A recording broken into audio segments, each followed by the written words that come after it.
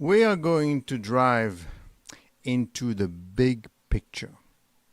We're going to drive today in the big picture of U.S. foreign policy and understand that what the U.S. policy is doing right now, it is not that unusual.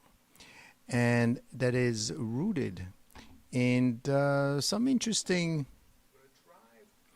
it is interested in some interesting background. And more importantly, I want to tell you about Zbigniew Brzezinski. Who the heck is this guy? Well, from the 70s, the Jimmy Carter's era. He was Jimmy Carter's national security advisor. And he said a bunch of things, and he wrote a bunch of books. And his views of the 70s and 80s and 90s are still shaping the world in 2025. And if you understand him a bit better, you will understand more as to what is going on today. And I want you to understand it. I want my subscribers and I want my the people following me, as well as my members, to understand what's going on in the world. And I'm here to educate. I'm here to teach. I'm here to explain and analyze for you to understand what is this world that we're living in. So let's start. And essentially, what he did had a lot to do with what's going on in the world.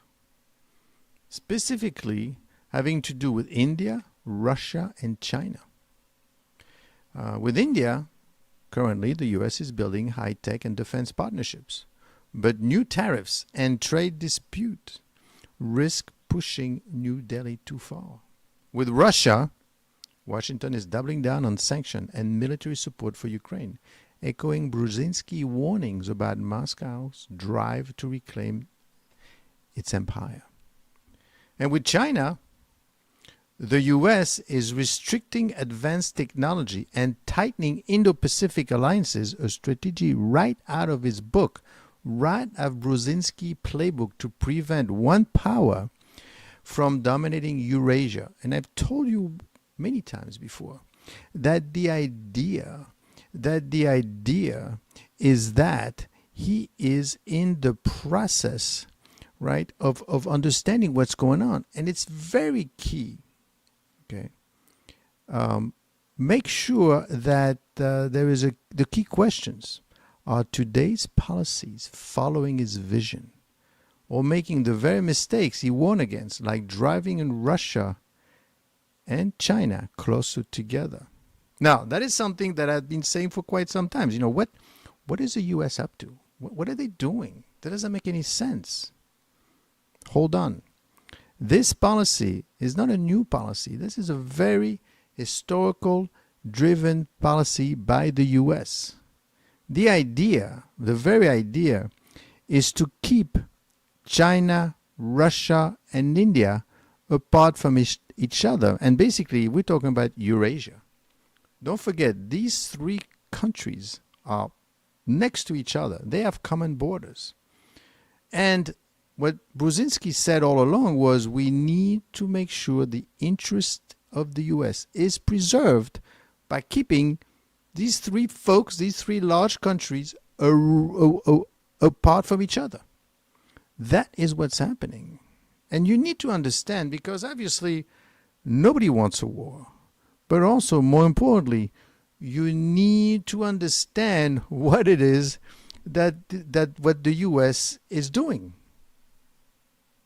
And what it's doing is basically applying the Brzezinski methods. So first of all, who was this guy? Who was Zbigniew Brzezinski? Who was he?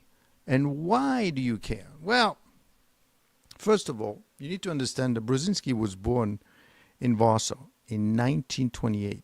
He immigrated after World War II and became a U.S. citizen. He served as a national security advisor, the national security advisor to President Carter from 1977 to 1981. Whoa! That was such a long time ago. Why do we care? You need to care, you need to understand, you need to know, and you need to analyze, because essentially the US is still very much using the same methods. And what did he believe? Right? What is... Here he goes. What did Brzezinski believe? Well, first of all, he was an anti-communist. He viewed the Soviet Union as the greatest threat to US interests. He advocated for human rights, as a foreign policy tool against authoritarian regimes, China and Russia. And he championed the US-China normalization to balance Soviet power. He's a very important person, and you should know him, because he basically, besides being the National Security Advisor, he also helped mediate the Camp David Accords between Egypt and Israel in 1978. That was a major, major undertaking and a major accomplishment by the Carter administration at that time. He supported arming Afghan fighters after the Soviet invasion of Afghanistan. And I'm not going to go, at least not now, into the impact that this invasion of Russia, of Afghanistan, and the fact that bin Laden came out of this war. But we'll deal with this at a later time. But basically, and he wrote a major book which you should read. I want you to read. I want my subscribers and my members to understand and read what's going on. And basically, he wrote about the Grand Chessboard, American Primacy and its Geostrategic Imperatives in 1997, where basically he described Eurasia as a central arena of global power. That's where everything is happening. You have to understand that the U.S. is, all the way there, right? Probably not the best place to be right now, because we have an ocean separating the U.S. from these countries, which is good and safe, but at the same time, it keeps you away physically from these countries. And if you don't know what they're doing, they're going to do what they're going to do. And that could be a potential issue for the U.S. So why is he still relevant today? Well, even though he died in 2017, Brzezinski's ideas echo strongly in the current debate. So let's talk about Russia and Eastern Europe. His warnings about Russia's attempts to dominate his neighbors, sounds familiar? Feel prescient about the invasion of Ukraine. He believed an independent Western-aligned Ukraine was essential. Ukraine, yes, at that time, was essential to prevent Moscow from reasserting imperial influence. Now, I need to, and I'll talk about this, but there's been some intoxication recently with Russia, right? First, they flew some drone recently over Poland. Not so far away. What do I care? Well, trust me, you care. And recently, Russian jet fighters flew over Estonia, a NATO country. Whoa, that's back to back. What is going on there? Right? So basically, 1, Russia and Eastern Europe. 2, China rise. He called to engage China as a counterweight to Russia. And it has evolved into today's question: how does the U.S. balance competition and cooperation with Beijing? Right? There is a need, and right now the U.S. is engaged engaged in trade negotiation with China, and is having issues closing that deal. And number 3, the Middle East. Camp David Accords remained a cornerstone of the U.S., Egypt, and Israel relations. He viewed that the U.S. must prevent any single power from dominating the Persian Gulf, and it continues to shape policy toward Iran and the Gulf state. Look what Israel is doing right now in the Middle East. Is Israel a loose cannon? You've seen what they've done with Iran. They started this. I'm sure they have good reason for doing it. And again, There's no good guys and bad guys in this type of situation. What you have interests. And in the Middle East, his view was that you got to make sure no one gets ahead of anyone else in this region. And Israel right now is pushing quite strongly. I mean, Israel recently attacked, well, Qatar, not directly the country because they were going after Hamas, the Hamas power that was kind of in Qatar, which is supposed to be the Switzerland of the Middle East, but they actually went in there.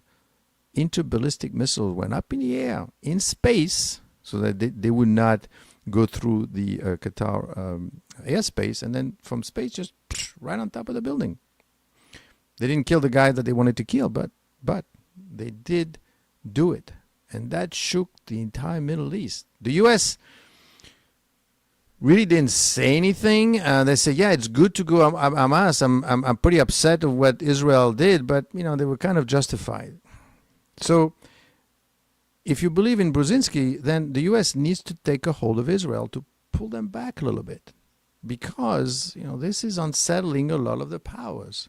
And I will do a live very soon, because you may or may not be aware that because of this, Pakistan is getting very close and has been gotten very close to the Arab states, Saudi Arabia in particular. And they've been close for quite some time, quite frankly, but this is getting them to be even closer. Because if you can't rein into Israel, then who's next?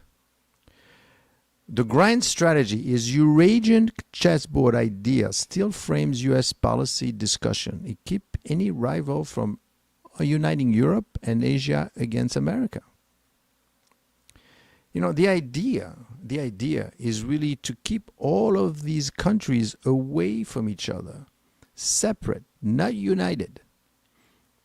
During the time of the tariffs, remember that Europe actually tried to get close to China by visiting China ahead of that famous 15% deal that they got on the tariffs. That was important because they wanted to we don't want that. Now, obviously, you may or may not realize, but at some point, China kind of got into the discussion with Europe. The thing is, the Europe getting close to China is a bit difficult right now, because obviously Europe does not agree with what China is doing with Russia against Ukraine. So it's tough to square that circle, if you know what I mean. It's a little bit more difficult. But the point is that they tried to get. Then the president went to met with Russia, met with Putin, and then eventually the European came to the U.S. and sat in front of the teacher's desk, president's desk, all the European powers, and that was good, because you want that. You want them here. You don't want them there. You don't want them in China either. You don't want China to be close to Russia. You don't want Russia to be close to India. You definitely don't want India to be close to China, because these countries have been fighting with each other. Okay. China had a big war with India. Only now are they starting to get together. So you need to realize that what's going on today has anchors from the past. And you need to realize that at the end of the day, the idea is to keep all these countries apart. Okay? So that's a big, big topic. In short, Brzezinski relevance today lies in how his framework for Russia, China, Eurasia, and the Middle East still define the strategic dilemmas the U.S. faces. This is not, don't bring it all to the president doing all these things that upsetting a lot of people. No. The U.S. has been doing this forever, with success, without success, but has been trying very hard to keep, and frankly, it's not just the U.S. doing it, they're also doing it to each other and to the U.S. So all these countries are making sure through diplomacy, through tariffs, whatever they need to do, to make sure everyone is standing on different footing so they don't get too strong versus the other. It's all about power. It has nothing to do with being a good country, a bad country. No, it's all interest. What is in your interest to keep things going. And that is very important. And it's very important because if you get it wrong, then you're going to be shut out. And if you shut out for too long, then that's when you have a war, right? Because now you need to get in the middle. You need to break. You need to break that situation. So, for example, very recently, right, you had the Russian military flights. This is serious. That happened a couple of days ago. You had some Russian military flights over Estonia's airspace and frequent airspace violation near the Baltics more generally.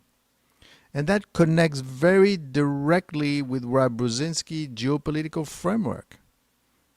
Let me explain. I know this is a bit complicated. It's not everybody's rule book because people are busy with a bunch of other things, and God knows that the media is full of different things, right? But at the end of the day, what I want you to understand is that first, this airspace violations as political messaging, okay? Brzezinski often highlighted how Moscow used intimidation. Remember, he did that 30 years ago. Not just conquest, because everybody's saying, oh, wow, Russia wants to invade. It's not like that. It's more complicated than that. A war will be very simple, quite frankly. You go in and you do your thing. Here, it's a little bit more difficult and a little more strategic to apply. And basically, he's doing that to influence his neighbors. Russian fighter jets basically crossing or skirting Estonian airspace. Estonian is very close to Russia. It's got a border with Russia. Are not simply military maneuvers. They are signals of power projection. Okay, means to test NATO's resolve and to remind Estonia of its vulnerability. This echoes Brzezinski's belief that Russia would seek to pressure small borders, Estonia. I mean, they don't have airplanes to fight, but basically in ways that probe Western unity without crossing the threshold into outright war. So what is Russia up to? Of course, they said that that's not true. We didn't do this. Our plane did not fly over Estonia. The same way they said that, well, our drones, yes, they flew over Poland, but we didn't mean to. We didn't mean to. It was Ukraine interferences that caused the drone to kind of get lost. Be careful. So there's the NATO Article 5 and the Brzezinski legacy. Brzezinski strongly supported NATO's enlargement to include Estonia, which they are now part, and the other Baltics. His reasoning, only the hard security guarantee of Article 5. Does this sound familiar? The security guarantees? That is exactly what Ukraine wants out of the US and also the European countries, for them to have a buffer between Ukraine and Russia. And Russia said, do not send any English, French, or whatever troops in the middle. I will shoot at them. Okay? So this security guarantee is a big thing to be able to deter Moscow from military intimidation, because that's what they're doing. And unfortunately, as you may or may not realize, even though Russia is doing all these things, not much is really going on. I mean, the thing that the U.S. administration has done very recently is they said that, well, maybe what the Europeans should do before thinking about too much about the security guarantees from the U.S., maybe they should apply 100% tariffs on China and Russia. Right? Let's do that first. Let's get these people apart from each other. Let's get in the middle. You get in the middle first. Not just don't think that the U.S. is going to guarantee. But frankly, the U.S. cannot offer security guarantees by putting troops on the ground, because don't forget, there's also another aspect of the MAGA movement that does not want Trump or the U.S. administration to get the U.S. involved in another war. They didn't like the Iran-Israel situation. They did not like that at all. It's over. Fine. But that is not something that MAGA wants, and frankly, I don't think the U.S. wants to get into another war at the end of the day. So essentially, when Russia jets violate Estonia airspace, NATO scrambles aircraft in response. That's what they did. This ritual of scramble and escort is a living example of the Brzezinski doctrine, deterrence by showing that NATO cannot ignore Russian provocations, however minor they may appear. The only issue now versus then is what the European did, and NATO basically, while they sent a bunch of aircrafts, they sent it after a bunch of drones, right? I mean, Russia could send 500 drones. The European cannot send 500 aircrafts. So to that end, it was not the most smartest thing to do. But then what can you do? Because you are not ready. You are not ready for Russia. You are not ready for the war, the drone war, right? I mean, you're not able to protect yourself against 500 drones. Look what's happening to Ukrainians every single day, right? So what they're doing, they're bringing much closer the Patriot missiles, that the batteries that hopefully, but they're not ready yet. Number three, what's happening is that Brzezinski won because we're testing the West political will. Let's see how close you get together. Brzezinski warned that Russia would engage in Salami tactics, small repeated provocations designed to erode Western resolve.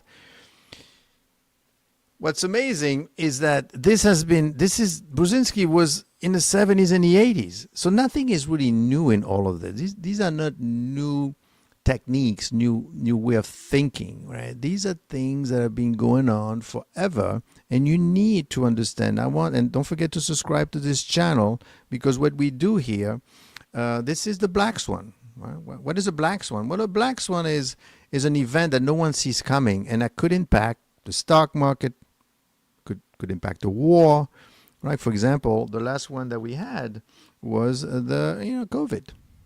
Right? Out of nowhere, this thing came up, and nobody thought. Well, nobody. I would say that few people knew that at some point there would be a problem with COVID-like, symptoms and death, and they knew that the germs could eventually come to the U.S. I mean, that's not just happening in China, but the point is nobody saw it coming. And I want my subscribers and I want my members to be aware of all of the potential black swan out there. And this is one of them. So basically, what Russia is doing is testing political will as per the Brzezinski template. He warned that Russia will engage in those techniques. A single airspace violation, for example, is not an act of war. Just because you're flying over, hold on, I don't want to fight. I made a mistake. They made a mistake. They forced me into it. There was a problem, whatever. Nothing to do with me. But repeated incident force NATO countries to constantly respond, risking fatigue or normalization of the provocations. Right? If you do it once, if you do it twice, but he was sporting, and at the end of the day, the Eurasian balance of power in the grand chessboard, Brzezinski framed Eurasia as a key arena where U.S. power would be contested. The Baltics, though small, were strategic pivots. If NATO failed to defend them from Russian pressure, whether by cyber, energy, or military intimidation, it would erode Western influence on the entire Eurasian balance. Thus, the Russian flights over Estonia can be seen as small but symbolic moves in a larger geopolitical chess match, the very type Brzezinski theorized about. So, in short, the Russian flights over Estonia are a textbook example of Brzezinski insight. Moscow using military pressure to test NATO, challenge Western credibility, and remind small neighbors of their vulnerability. The ongoing air policing mission in the Baltics are themselves a direct product of Brzezinski's push for NATO enlargement, meant to answer exactly this kind of intimidation. So Why do you care? Why would you care about someone that died several years ago and that was active many, many, many, many years ago? Because the countries have not moved, obviously. And therefore, what has changed is the people in power. What has changed is the weapons used. What has changed is the economic reality. And of course, the US of the 70s is not the US of the 2025s. Right? It's not the same anymore. The US has been losing quite a bit of its ability to industrialize itself, to produce its own weapons. Yes. I mean, how do you think you make those jet fighters? How do you think you make the missiles? You need rare earth minerals. And when I first heard the president talking about, well, rare earth minerals, we need the rare earth minerals from Ukraine. First of all, it's not rare earth. It's not rare. Those things are not rare, right? They're basically what they're there for is basically very dirty. It's very dirty way of digging for these kind of minerals. And what Brzezinski is saying or was saying is that you need to be engaged. You have to be engaged. So when you hear the U.S. Telling India 50% tariffs, of course you say, well, come on, India is a friend. What are you doing this to India? After all, they are U.S. friends, right? It's the friend of the U.S. Modi came to the U.S. But what you don't realize is the 50% really have nothing to do really with Ukraine. The 50% in this particular case has everything to do from keeping India away from China. It's not working. Well, first of all, because India said, fine, but I'm still going to meet with China.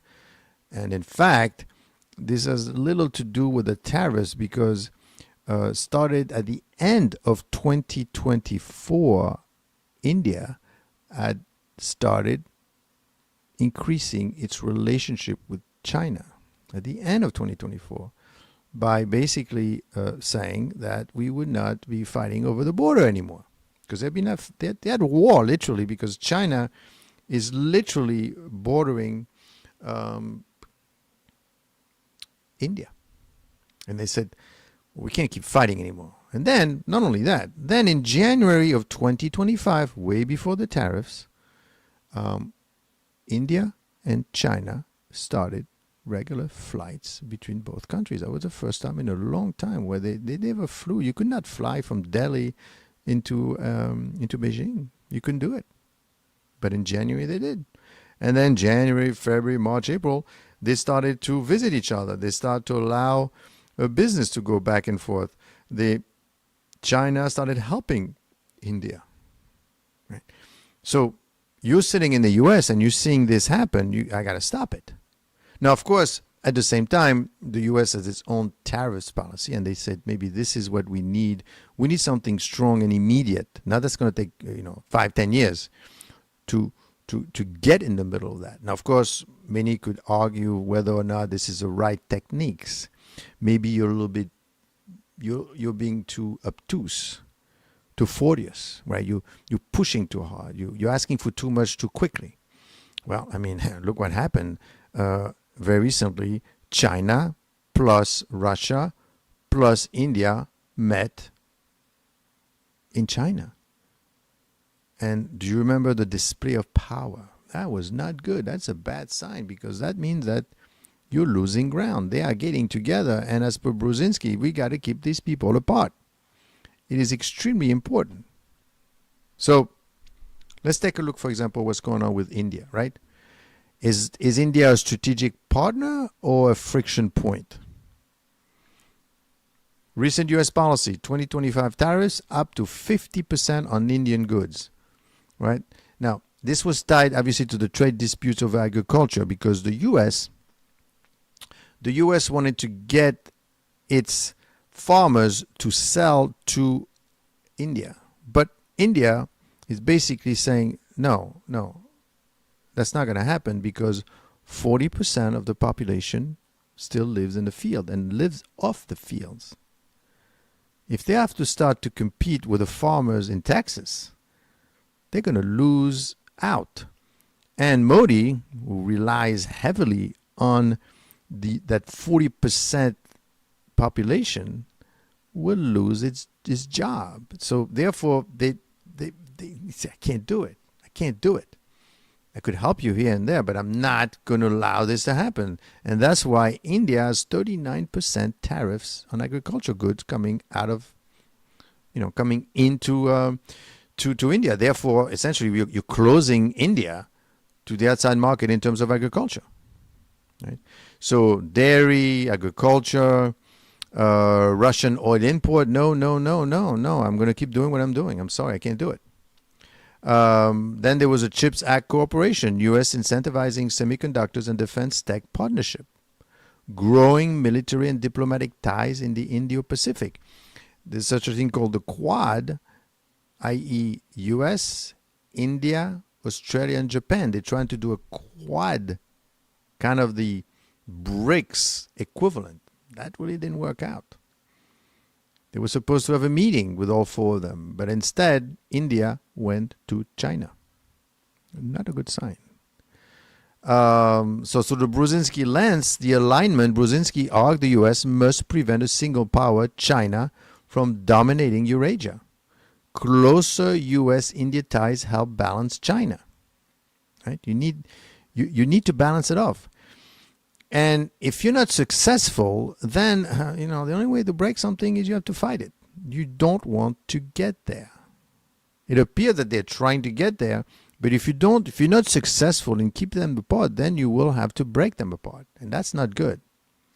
The risk, of course, tariffs and pressure over the oil in Russia could alienate India. Brzezinski warned that regional power like India value autonomy. Overreach could push them towards non-alignment or even technical cooperation with Russia and China. So you have to make sure that you need to negotiate. Right? You need to negotiate. You don't want to do deals. You want to negotiate. And negotiation means that you need to understand who you are facing with. You need to understand the background, and then you need to understand the history, and you need to understand the strategic importance of these things. It's not about, oh, I thought you were my friend, and now you're not my friend anymore. I don't like you anymore. No, that's a wrong approach because it's not working that way. For Russia, we're talking containment through sanctions. So basically, recent U.S. policies expanding sanction, including secondary sanction on countries that buy Russian oil. So first, the U.S. went to India, say 50%. That's not working. So now the U.S. is going to Europe. It's saying, well, you do 100% against it then. You do something. You got to keep them apart. And obviously, they also have their own concerns because they say, well, hold on, if I'm doing this to China and India, but I'm doing business with them. Well, I mean, you want to do business with me? You want your 15% to hold? Then you have to do it.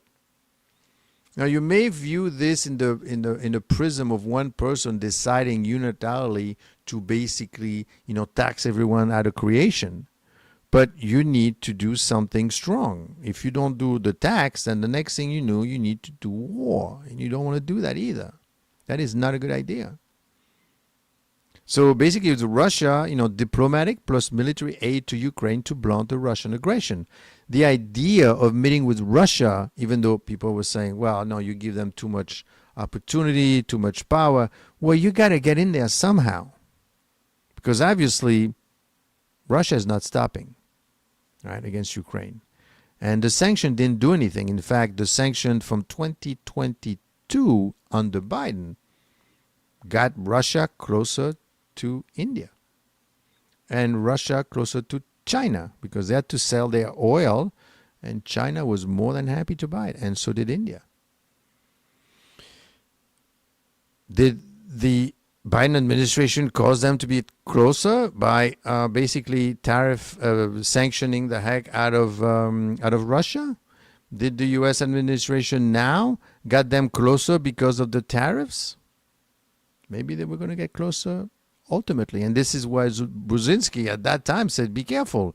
You got to keep them apart because naturally they will converge because they are so close to each other.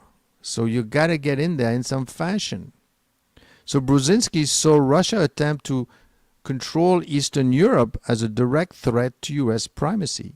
Supporting Ukraine and sanctioning Moscow mirrors his warning from the 90s and the 2010s about Russia seeking imperial revival. And don't forget, they were quite successful. He was quite successful. You know, there was the Camp David Accord, right? And also in 1984, USSR collapsed. So they knew what they were doing at that time. The risk, of course, is over-reliance on punitive sanction without a long-term settlement.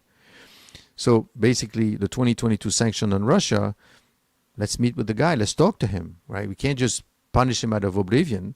Without long-term settlement, strategy may destabilize Europe. Brzezinski favored containment plus integration incentives when possible, which is kind of what the U.S. administration is doing. And unfortunately, and I could talk about this and the stock market as well, and what's going on with the Fed and all that, in a sense that you hear lots of, you say, well, you know, what's going on in the economy? Well, first of all, you don't know what's going on in the economy because the data are not the most accurate. And of course, the information that comes out is extremely biased. So it's very difficult for people to understand, well, what's really going on? Should the Fed be independent? Should we rely on the data?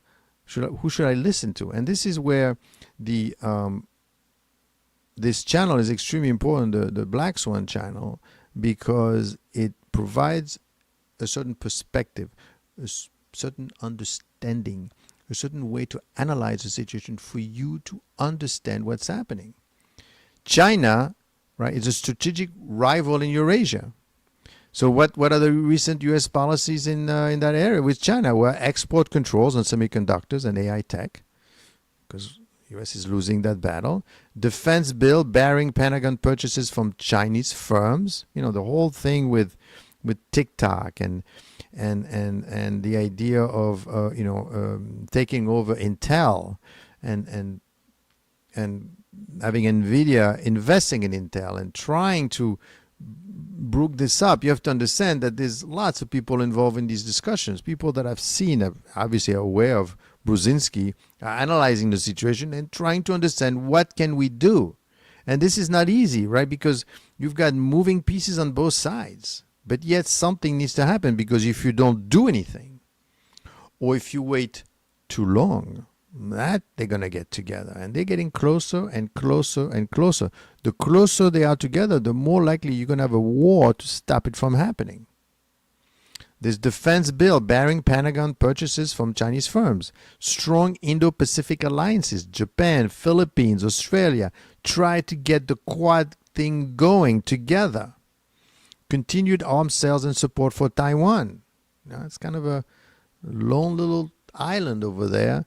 Very close to China, which say basically that belonged to me. So the Brzezinski lens, the alignment, Brzezinski basically emphasized the need to manage China carefully. Engage enough to avoid outright confrontation, but preventing from dominating Asia. Very delicate. The tech restriction and alliance building fit this approach.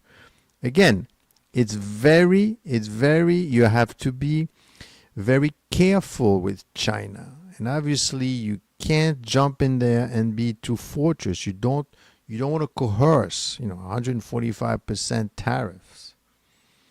You need to get their attention, which I think you got it, meaning I'm serious this time. I am serious. The US is serious, but you can't push too hard. The risk, obviously, Brzezinski himself warned against creating a hostile Beijing-Moscow axis. By treating both adversaries the same, current U.S. sanctions may be pushing Russia and China closer together. You have to understand, how very tricky this situation is, right? It's very tricky because you need to do it without appearing that you're doing it, and without upsetting anyone too much, because if you push too hard, then they're going to get together. And at some point, either you keep them apart, but they want to get together. They want to get together in a worse way now. So you need to manage China carefully. The risk, of course, is, as he mentioned, the hostile Beijing-Moscow axis is a problem. So Brzezinski would likely approve of U.S. strategic balancing, strengthening the India ties. And in fact, right now, India and the U.S. are talking together and sanctioning Russia, containing China technologically and militarily. But this is becoming more and more difficult with China, because China, frankly, is a powerhouse of industrialization since the 2000. Since they joined the World Trade Organization, they have been building and building and building and becoming extremely powerful in their ability to produce. No one wanted to build or dig for rare earth minerals 20 years ago. Why? It's very dirty. Let the Chinese do it. Well, now guess what? They control 80 to 90%. 80 to 90% of what's going on in terms of rare earth mineral, and that's a problem. But he would warn against alienating potential partners. Do not alienate India and drive Russia and China into a deep Eurasian alliance, which undermines the very balance he called essential to U.S. primacy. Balance is very important. Balance is key. Why should my subscribers and my members care about all of this? Well, obviously you need to care because the U.S. needs to remain in its primacy. It needs to stay and remain powerful. And what's been happening, obviously, is, Russia has been quite antsy lately. China is becoming more and more and more powerful. Their army is pretty strong. And you saw the tanks, and, they were out there doing their thing. And it was kind of a bit scary, quite frankly, that the U.S. may not be able to match the Chinese war machine or the Russia war machine. NATO itself, the Secretary of NATO himself said that we need to be very concerned about Russia. Russia is a war machine.